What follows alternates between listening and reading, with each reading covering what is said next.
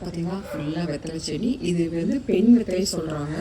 பெண் வெத்தலை வந்து இங்கேருந்தே சேர்ந்து வருமா அந்த நரம்பு, எங்கள் அம்மா சொல்கிறாங்க. இது பெண் வெத்தலை அப்படின்னு சொல்லிட்டு.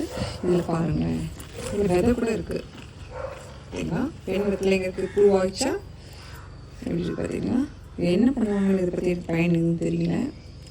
இது பெண் வெத்தலை ரொம்பவே நல்லதுங்க. வெத்தலை போடுறது பெண்கள் ஆண்கள் எல்லாருமே வெத்தலை போடலாம். இது வந்து நம்ம சுண்ணாம்பு சேர்த்து சாப்பிட்றதுனால வந்து இதில் இருக்க பயனும் சுண்ணாம்புனாலையும் நம்மளுக்கு நல்லது தான். கொட்டைப்பாக்கு வச்சு சாப்பிட்டா இருக்குங்க.